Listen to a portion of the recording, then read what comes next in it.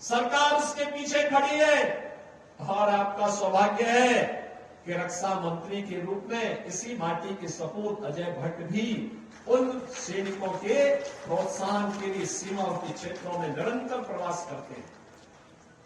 बहनों और भाइयों, देश में इंफ्रास्ट्रक्चर का जो आज कार्य हो रहा है, अत्याधुनिक infrastructure, highway, railway, metro, rapid rail, AIIMS, IIT, IIM, one district one medical college,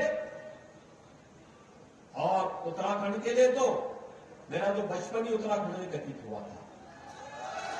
बहनों भाइयों, 100 में से 9 घर भी नहीं होते थे जहां पानी मिल पाता हो। 2-2, 3-3 किलोमीटर दूर जाकर के पानी लाना पड़ता था। कितनी परेशानी होती थी। और बहनों और भाइयों, आज आप देखते होंगे हर घर नल की योजना, और मैं धन्यवाद दूंगा धामी जी कि आज 100 में से 900 घरों में पानी पहुंच गया है। ये जो परिवर्तन है, पहले यहां पर ईंधन की भी समस्या थी, लकड़ी बीनने के लिए जंगल में जाना होता था, क्योंकि कांग्रेस केरोसिन भी नहीं दे पाती थी, यानी मिट्टी का तेल भी नहीं दे पाती थी। और अब तो उज्ज्वला योजना के कनेक्शन, जिनके पास नहीं थे फ्री में कनेक्शन, जितना रसोई गैस आपको चाहिए उतनी मिल रही है, कोई समस्या नहीं। समाधान का रास्ता ये निकाल दिया है मोदी जी ने। तो चाहे वह गरीब कल्याण का कार्य हो, चाहे वे विकास के कार्य हो, चाहे वह आस्था का सम्मान हो, और चाहे वह राष्ट्रीय सुरक्षा और संप्रभुता की बात हो, वैश्विक मंच पर सम्मान की बात हो।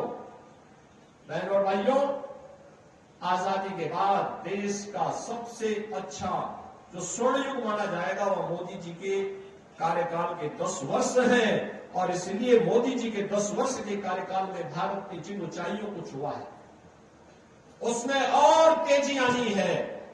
उस तेजी के लिए मोदी जी को तीसरा कार्यकाल भी चाहिए, तीसरा कार्यकाल भी चाहिए।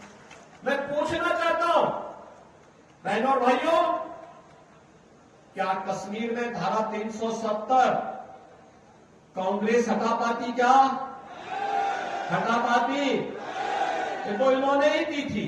ये समस्या, ये आतंकवाद का जो जहर है, तो धारा 370 से देश के धमनियों में घुल रहा था। ये देन कांग्रेस की है, ये किसी और ने नहीं दी, ये कांग्रेस ने दी ये बीमारी। मोदी जी ने बीमारी को हमेशा कभी समाप्त कर दिया। एक देश में 2 प्रधान, 2 विधान, 2 निशान नहीं चलेंगे, नहीं चलेगा। जो आह्वान है उस पर पूरा किया है मोदी जी के नेतृत्व में भारतीय जनता पार्टी ने। बहनों भाइयों, 3 तलाक की कुप्रथा को समाप्त क्या कांग्रेस कर पाती? कांग्रेस को तो पीड़ा हो रही है कि उत्तराखंड ने समान नागरिक कानून क्यों पास कर दिया, यानी कांग्रेस को पीड़ा हो रही है, जबकि स्वागत किया जाना चाहिए। ये विवाह हो, वरासत हो, नागरिकता का हो, एक समान कानून हर नागरिक के लिए तैयार होना ही चाहिए। और यह कार्य उत्तराखंड सरकार ने किया है। मैं धामी जी को और उनकी पूरी कैबिनेट को हृदय से बधाई देता हूं। उत्तराखंड में बहुत पहले काम हो जाना चाहिए था, लेकिन कार्य करने के लिए हिम्मत चाहिए। बहनों और भाइयों, देश की आस्था को सम्मान क्या कांग्रेस दे पाती? नहीं दे पाती। अयोध्या को तो इन्होंने फिर विवादित किया था, अयोध्या को विवाद इन्होंने ही खड़ा किया था। और बहनों भाइयों, ये लोग चाहते ही नहीं थे कि अयोध्या की समस्या का समाधान हो। कांग्रेस हमेशा उस विवाद को टालती थी। और एक समय तो ऐसा भी आया था जब कांग्रेस नेतृत्व की सरकार थी, इन्होंने सुप्रीम कोर्ट में एक एफिडेविट दिया था और कहा था कि राम और कृष्ण तो हुए ही नहीं, इससे बड़ी गाली सनातन हिंदू धर्मावलंबियों को दूसरी नहीं हो सकती कि उनके देवी देवताओं को ये कहा जा रहा हो कि ये हुए ही नहीं। बहनों और भाइयों, हमने न केवल राम और कृष्ण के अस्तित्व को स्वीकार किया, बल्कि उन्हें अपनी विरासत से जोड़ करके आज अयोध्या में भगवान राम के भव्य मंदिर के निर्माण का कार्य भी संपन्न किया है। आज आप देखिए ना अयोध्या, ऐसे लगता है अयोध्या में आकर के जैसे त्रेता युग साक्षात अयोध्या धाम में आ गया हो, प्रभु राम के समय का समय फिर से जीवित हो गया हो। अयोध्या में मथुरा, वृंदावन, बरसाना, गोकुल, गोवर्धन, इन सभी तीर्थों को हम लोगों ने उसी रूप में सजाने संवारने का काम किया है। काशी में काशी विश्वनाथ धाम हो या फिर प्रयागराज हो।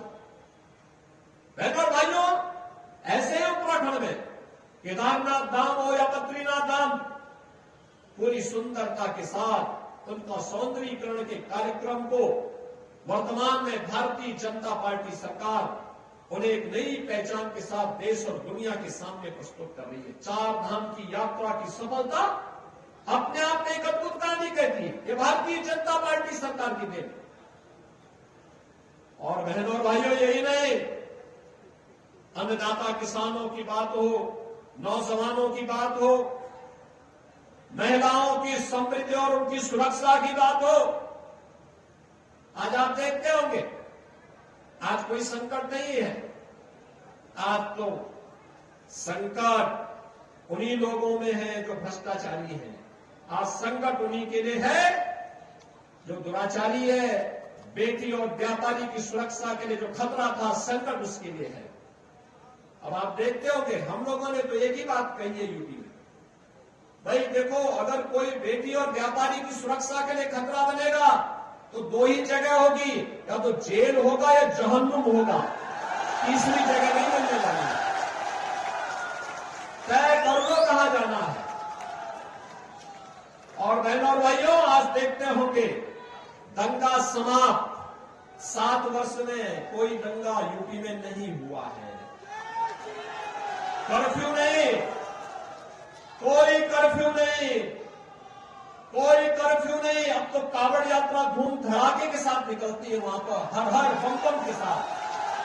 पहले बमबाजी होती थी 17 के पहले, आज बमबाजी नहीं, हर हर बम बम के उद्घोष के साथ कावड़ यात्री निकलता है। और जब निकल पड़ता है तो एक अद्भुत नजारा देखते हुए बनता है। बहनों और भाइयों, इससे अच्छा हम सुरक्षा भी दे रहे हैं, समृद्धि भी ला रहे हैं, नौजवानों की आजीविका का भी सम्मान किया जा रहा है और देश की आस्था को भी सम्मान दे करके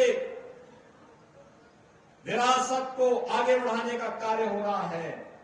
और ये सभी कार्य अगर कोई कर रहा है तो भारतीय जनता पार्टी कर रही है। मोदी जी के नेतृत्व में सभी कार्य देश के अंदर हो रहे हैं और इसीलिए आज हम सब आपके बीच आए हैं। उत्तराखंड प्रधानमंत्री मोदी जी की सर्वोच्च प्राथमिकता में रहा है।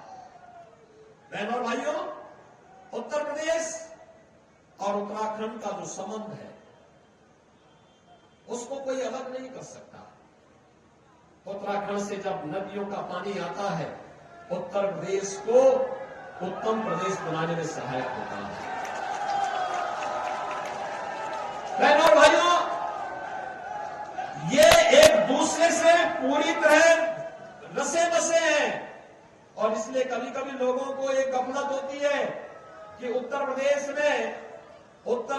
में लोगों को एक गलत फहमी, कुछ लोगों को, कुछ माफिया और अपराधियों को होती है कि यहां अपराध करके हम उत्तराखंड भाग जाएंगे। मैं कहता हूं तुम उसको उस लायक ही में छोड़ूंगा नहीं कि तुम उस पार जा पाओगे, उस लायक छोड़ूंगा ही नहीं कि देवभूमि को पवित्र कर सको। और इसलिए बहनों और भाइयों, हम लोग आए हैं, विकास और समृद्धि की नई ऊंचाइयों तक पहुंचाना है।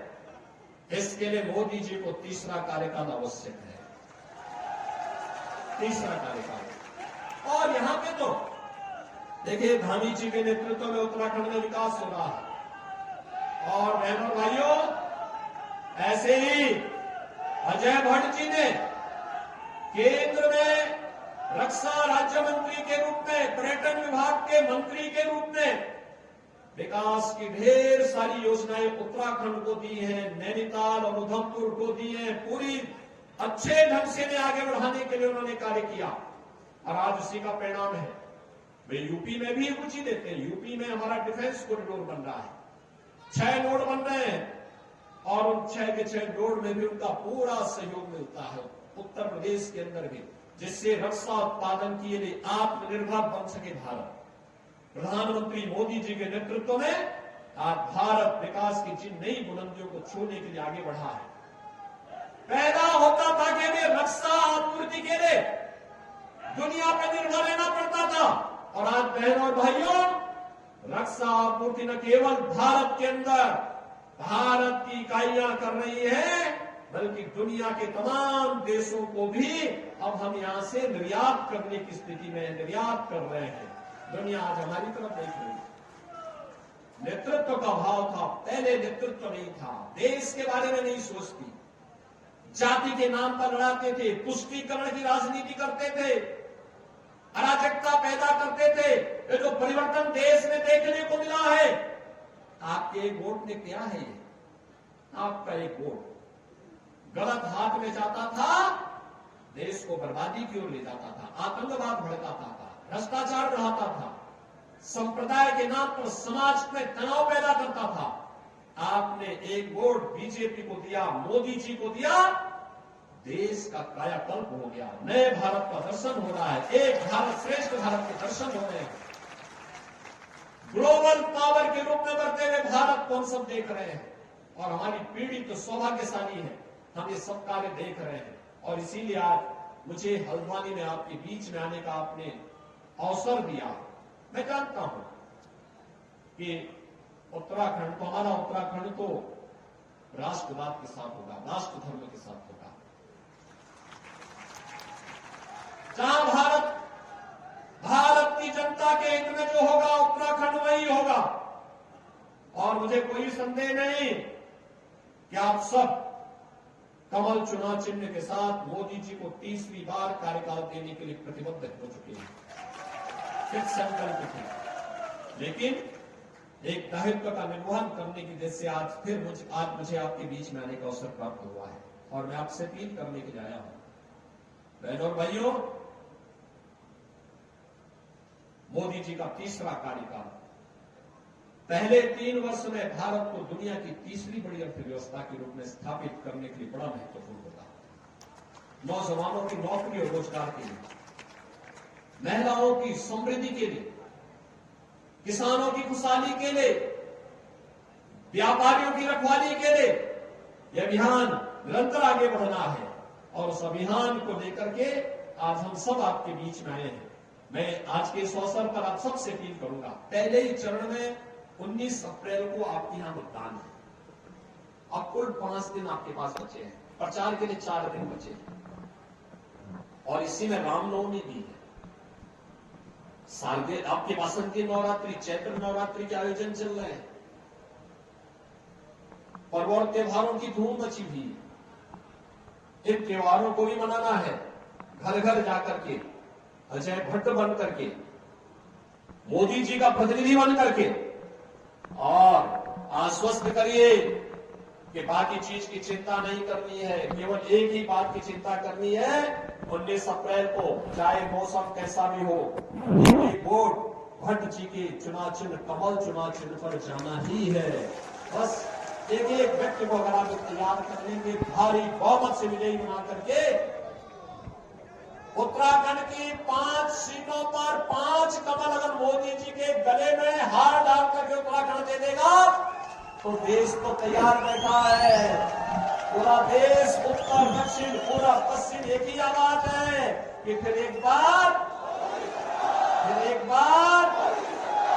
अब की बार 400 पार के लक्ष्य के साथ पूरा देश तैयार बैठा है। उत्तराखंड भी तैयार है ना? सभी लोग तैयार हैं तो मेरे साथ बोलेंगे, भारत माता की जय श्री राम। जय जय झी न्यूज